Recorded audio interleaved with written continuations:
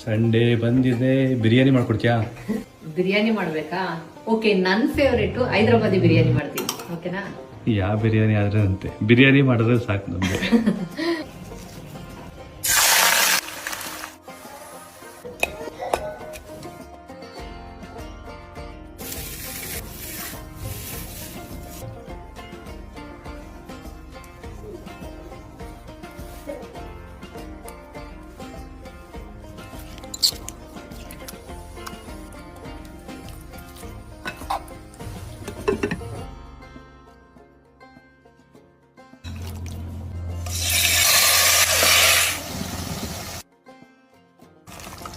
ಇದು ಸ್ವಲ್ಪ ಮಸಾಲ ಎತ್ಕೊಳ್ಳಿ, ಮೇಲ್ ಹಾಕೊಳಕ್ ಚೆನ್ನಾಗಿರುತ್ತೆ.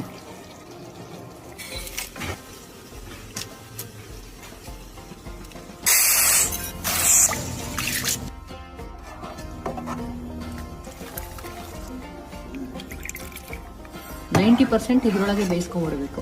ಇವಾಗ ತವಾ ಮೇಲೆ ಇಟ್ಕೊಂಡಿದೀನಿ, ತಳ ಹತ್ತಬಾರ್ದು ಅಂತ.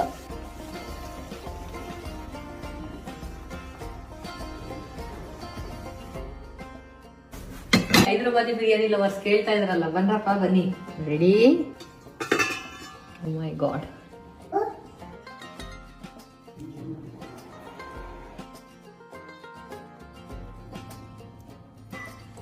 ನಂತರ ಬಂದ್ಬಿಡ್ತು. ಗಮ ತಡಿಯಕ್ ಆಗ್ತಾ ಇಲ್ಲ. ನನಗೆ ಹೈದರಾಬಾದಿ ಬಿರಿಯಾನಿ ಅಂದ್ರೆ ಎಷ್ಟು ಇಷ್ಟ ಅಂದ್ರೆ, ಆಮೇಲೆ ಹೇಳ್ತೀನಿ, ಫಸ್ಟ್ ತಿನ್ಬಿಡೋಣ.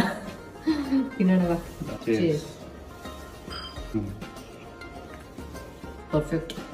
ಆಕ್ಚುಲಿ ನಾನೊಂದು 7-8 ಇಯರ್ಸ್ ಬ್ಯಾಕ್ ಹೋದ್ರೆ ನಾನು ಪ್ಯೂರ್ ವೆಜಿಟೇರಿಯನ್ ಆಗಿದ್ದೆ. ವೆಜಿಟೇರಿಯನ್ ಆಗಿ ನಾನ್ ವೆಜ್ ತಿಂತಿಲ್ಲ ಅಂತ ಬೈಕೋಬೇಡಿ, ನಾವು ನಾನ್ ವೆಜಿಟೇರಿಯನ್ಸೇ. ಬಟ್ ನಾನು ತಿಂತಿರ್ಲಿಲ್ಲ, ನಂಗೆ ಇಷ್ಟ ಆಗ್ತಿರ್ಲಿಲ್ಲ.